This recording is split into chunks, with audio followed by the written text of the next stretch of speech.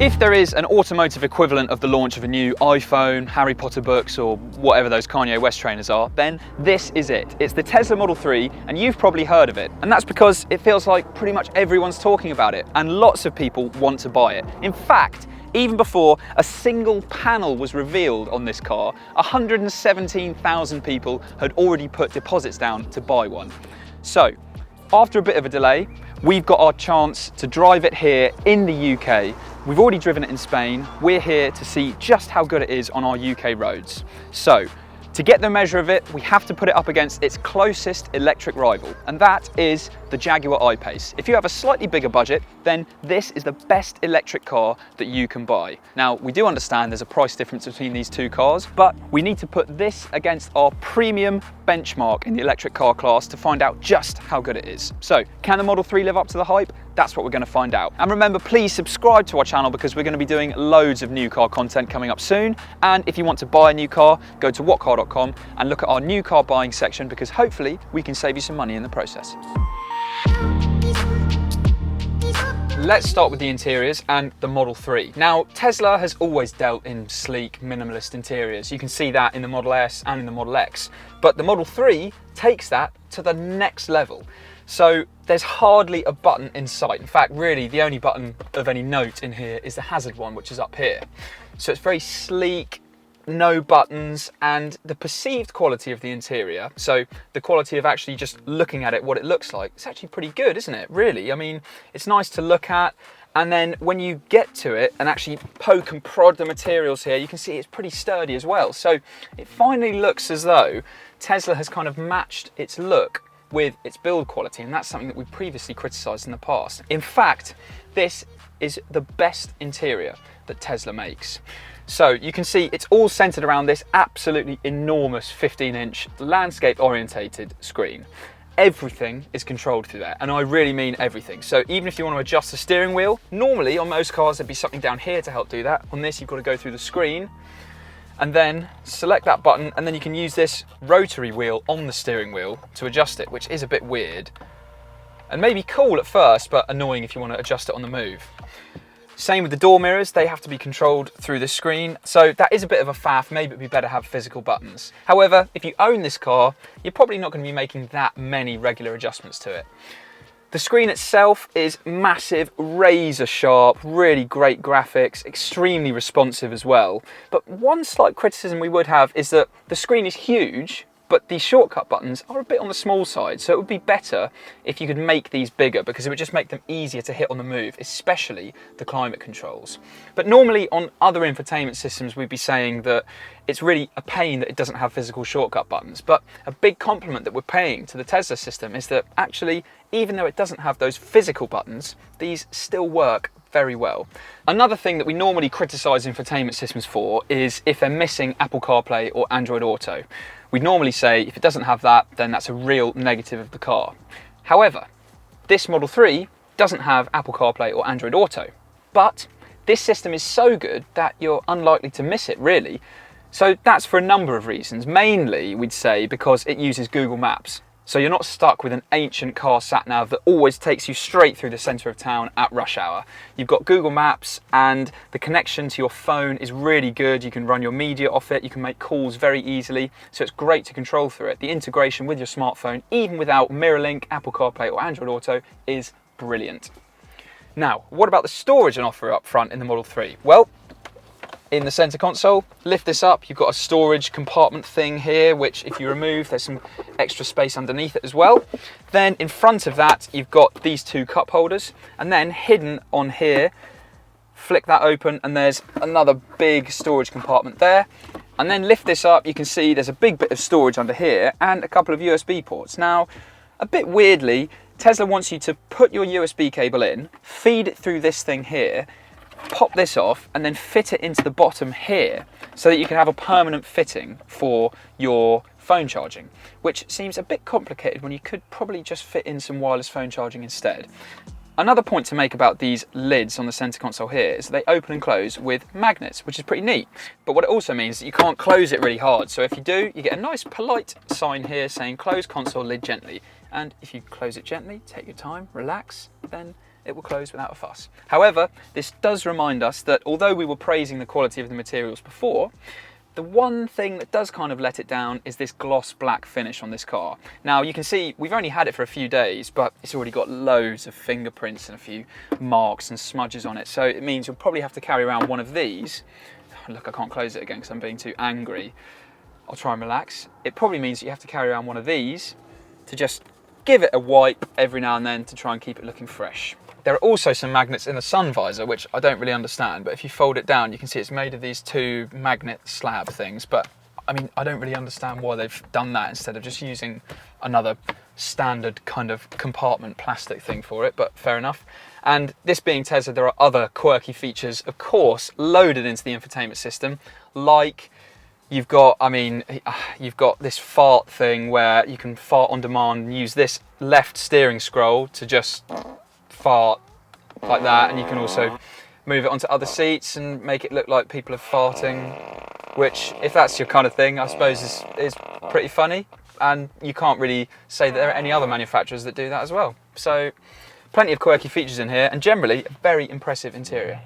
The I-Pace does get Apple CarPlay and Android Auto as standard, and actually we'd say this is one of the best implementations of it in any infotainment system around. The reason for that is when it loads up, you have the whole of the top screen for one function, and then below you have this other screen for the media or something else. So it's good, you still have a nice big view of the sat nav, and you can still control your podcasts or your music as well. So that's really useful, a really good thing that the Jaguar I-Pace has. However, the problems start when you unplug your phone and you chuck the USB cable away, because this system just isn't quite as good as the Tesla's. So you can see if I'm just scrolling through these menus here, it's nowhere near as sharp and responsive as the Tesla's is. The Tesla one doesn't miss a beat, but this is a little bit laggy. And on the Tesla, we were criticising the small icons. Well, on the Jag, they're even smaller. However, one good thing is that you've got physical shortcut buttons in the I-Pace. So you've got a volume knob here, you've got the climate controls too, and then down here you've got the mode selectors for when you're driving. Elsewhere in the interior, the driving position is pretty good. You get a good view of the road, but you're noticeably higher than you are in the Model 3. Of course, this is more of a higher riding SUV. The Model 3 is a lower slung saloon. So which is better is probably going to be down to your preference. And unlike the Tesla, you have a more traditional way of adjusting the steering wheel and door mirrors. But in the I-Pace, we would say that there's actually quite a lot of view of the dashboard. So I feel like I'm staring at a lot of the dashboard towards the nose of the car. It's not such a problem though, because visibility out the front is still good. You've got fairly thick pillars, but then the ones in the Model 3 are pretty thick as well. However, the main problem in the I-Pace with the view out of the car is at the back. So on the outside you can see it's got a nice sloping roofline, but what that results in is a tiny rear windscreen. And although the Evoque gets that fancy popping forwards and backwards digital reversing camera, the I-Pace doesn't have that. I wonder if we'll see that in here in the future. But generally, just like in the Model 3, this interior is pretty nice to look at. The metal effect on the dashboard is nice, and so is the gloss black finish. This is definitely the best interior we've seen from Jaguar, and it's also the best interior we've seen from Tesla. But the Jaguar just edges the Model 3 for build quality. And on the dashboard, it's relatively robust and nicely put together, but just like in the Model 3, there are still some areas that feel a bit weak, and in fact, I could probably rip that off if I wanted to, because I'm hench, obviously. Storage on offer is decent, although not quite as good as the Model 3, so lift this up and you've got a decent amount of storage down here. These two cup holders, you can lift that whole thing out and make the space even bigger. And then in front of that, you've got room for a pencil or maybe the car key. And then here is where you can put your phone and your wallet, and also a couple of USB ports either side. Rear seat space is impressive in both cars. So you can see in the Model 3, plenty of legroom, loads of headroom too, even with this panoramic roof fitted, which comes as standard on all Model 3s. But our main criticism in the back of the Tesla is that the floor itself is quite high and the seats relatively low. So it means that if you're especially tall, then your knees are going to be sat quite high, and that could be quite uncomfortable on long journeys. The back of the I-Pace offers a little bit more room than you get in the Model 3. So there's a little bit more legroom, more headroom too, and it's also wider, but it's not huge margins. The more noticeable thing is the lower floor, so you have a more natural sitting position. However, in the I-Pace there is this hump in the floor, which means if you're sat in the middle seat, you'll probably have to find somewhere else for your feet. Now the boots, the I-Pace gets an electric tailgate as standard, but on the Model 3 you can't get one even as an option, which is a bit of an annoyance. Now in our What Car group test we use carry-on size suitcases like this to measure just how practical a car is. So we take several, maybe a dozen or so of these and try and stuff them into the boots to give us a number of how many they can fit, and then that gives us quite a good indication of how practical a car is. So in the Model 3 we managed to get 10 of these in the whole car, which is a massive number. We're used to this in Teslas because all their other products have been very cleverly and practically packaged, so the Model 3 is no different. How did it get 10 in? Well, you can see it's got a really deep wide load bay that is very useful and practical. Also, very good underfloor storage here, so enough room for the charging cables, or you can fit a couple of these in just in the underfloor storage bit. At the front trunk is a good size. It's not just a token gesture at the front of the car. You can get an entire suitcase in there, which is very useful. So, in the I-Pace, we actually only managed to fit 7 of these suitcases in. 10 in the Model 3, 7 in the I-Pace. So, surely that makes the Model 3 the more practical car, you might be thinking. However, that's not the full story. So let's look at the boot over here. You can see similarly wide, not quite as deep, doesn't go quite as far back. The underfloor storage in the I-Pace is only really enough for the charging cables and not much else, as you can see. And the front trunk is particularly disappointing. So it's tiny. What are you going to fit in there? Some loose change or maybe some receipts, but that's about it. However, the I-Pace does claw back some practicality points because of the boot opening itself. So you can see it's much taller than this kind of squat saloon shape that you get in the Model 3.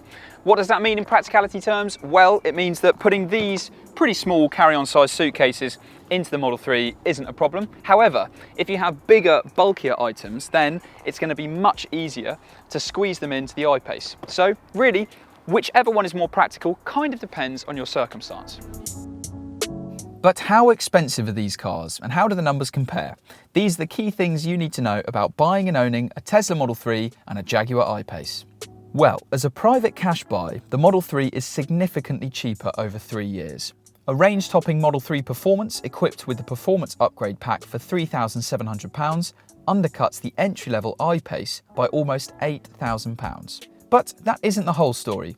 The I-Pace is only marginally more expensive as a company car, and there's nothing to separate the two on contract hire. While on a PCP finance deal, the I-Pace is cheaper than the Model 3 by around £20 per month.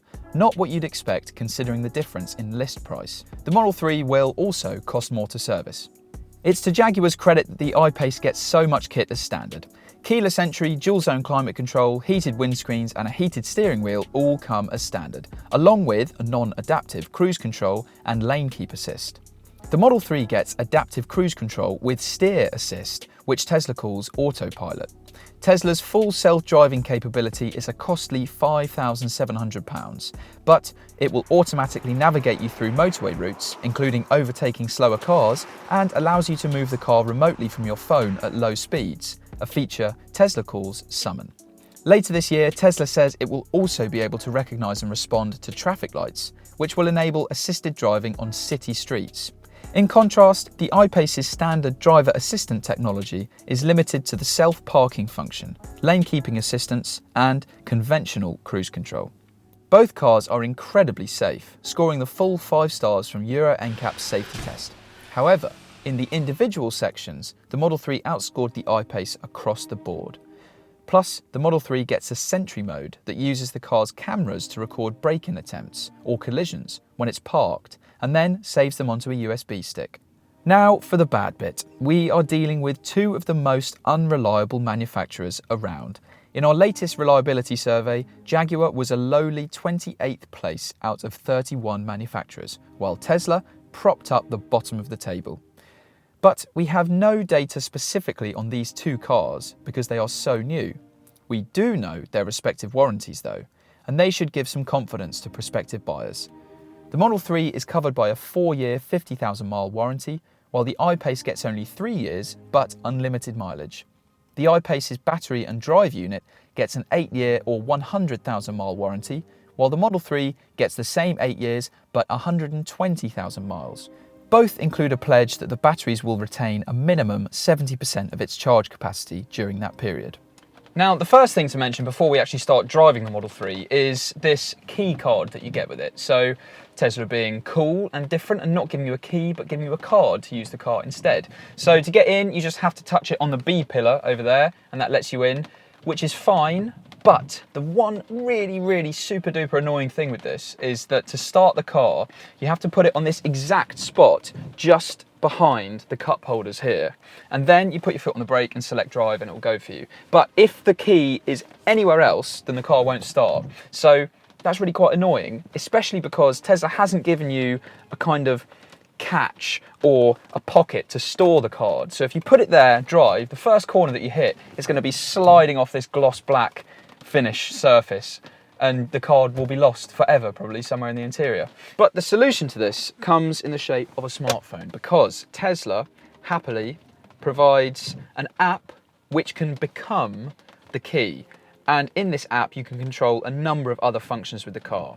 And actually, it's really good, really useful, very interesting, connected way to be using the key and functions of the car. It's really impressive. Jaguar also offers another app to control similar functions on the I-Pace, but it doesn't look quite as nice. The graphics look a bit dated, and it doesn't control the same number of functions that you can on the Tesla.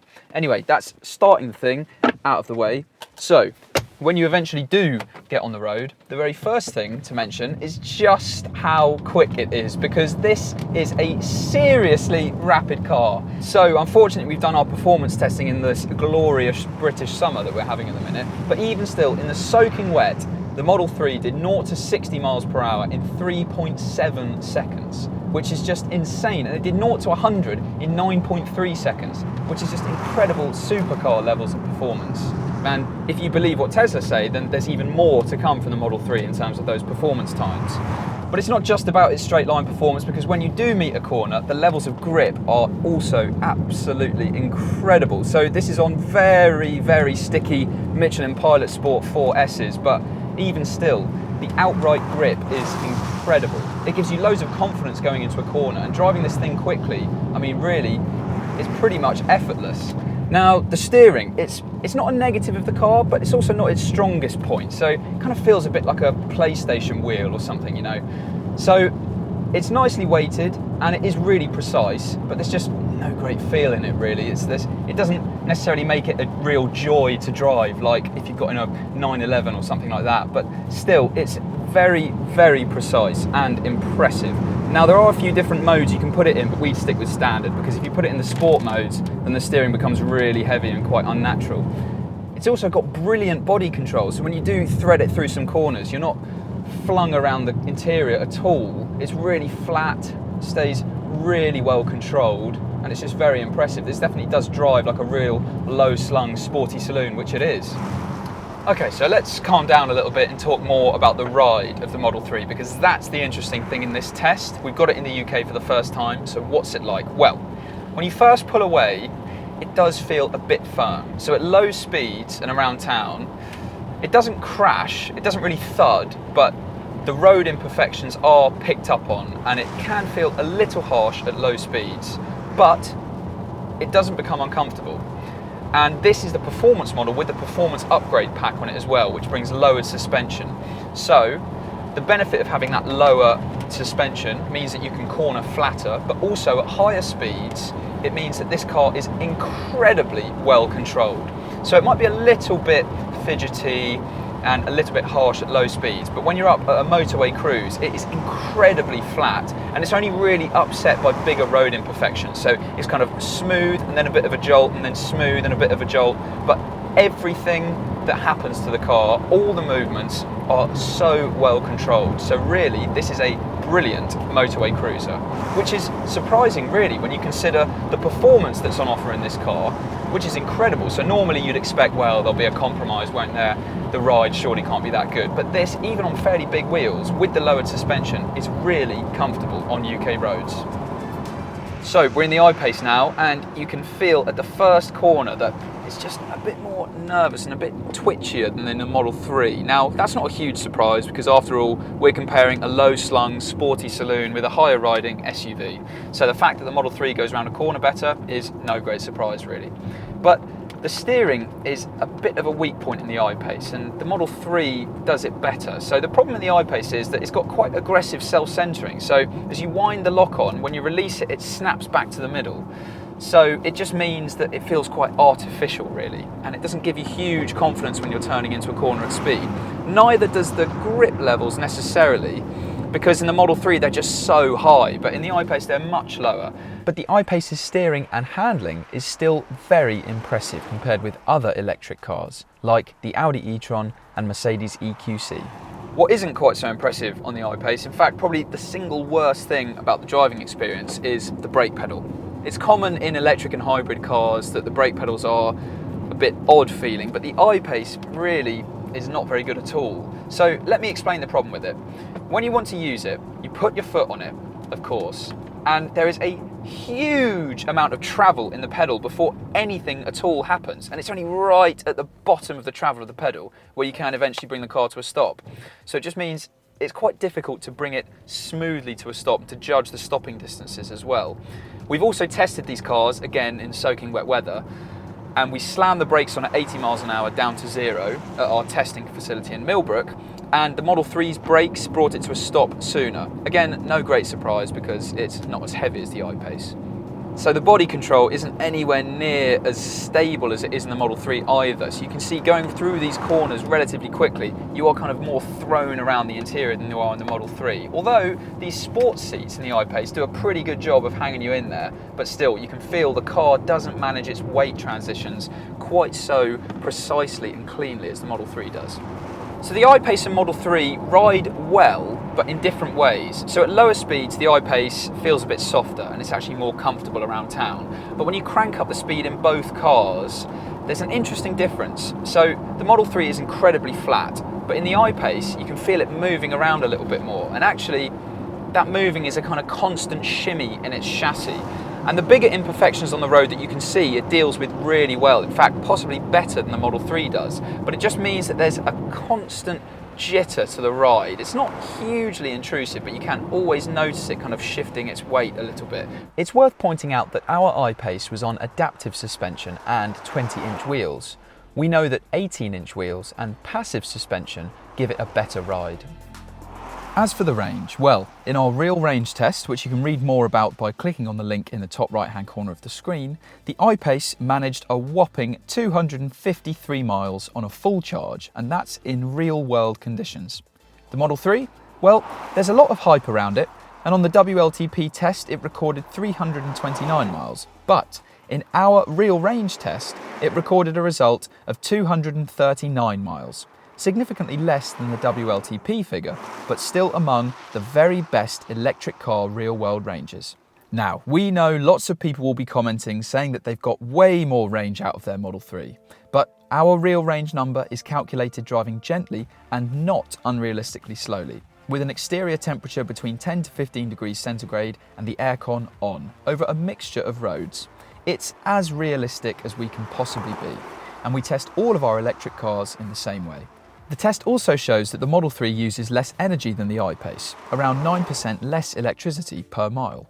And our test also showed that the Model 3's battery is around 13 kilowatt hours smaller, which is partly why it's 14 miles behind on maximum range. Bear in mind our Model 3 also had the performance upgrade, which gives it stickier wheels and alloys that aren't as aerodynamic as the others in Tesla's lineup. According to the manufacturer, that could affect its range. As for charging, the Model 3 gets access to Tesla's network of CCS-equipped superchargers, which can charge the battery from 10 to 80% in just half an hour. Drivers can also use any public CCS rapid charger, but Tesla doesn't provide an estimate of how long it will take to charge at a rate of 50 kilowatts. In the I-Pace, a 0 to 80% charge from a public charger takes an hour and a half. Tesla is also promising to add the ability for the Model 3 to charge at a class-leading rate of 200 kilowatts via a software update. Ionity began the rollout of its 350 kilowatt charging stations earlier this year, while BP ChargeMaster has begun installing 150 kilowatt points. The I-Pace, on the other hand, can accept a maximum of just 100 kilowatts. So, to summarise, believe the hype. The Tesla Model 3 is every bit as good as everyone with a deposit is probably hoping that it is. Take nothing away from the I-Pace, it's still an excellent electric car with a brilliant real-world range. But the Model 3, the performance on offer, the ride comfort and the practicality, all for this price, is an incredible achievement for the manufacturer. And it is our favourite premium electric car. For much more on the Model 3, go to whatcar.com, because there you can read our extended written review of it and every other electric car on sale. And remember, if you want to buy a new car, then we can save you some money in the process too, hopefully. If you want to find out more on that, on our website, go to the new car buying section, and there you can browse through our list of deals from our trusted dealerships. And if you've enjoyed this video, then please subscribe to our channel, because we're going to be doing loads of new content like this in the future. It'd be great if you liked it as well, and if you have any questions about the cars, then please leave a comment.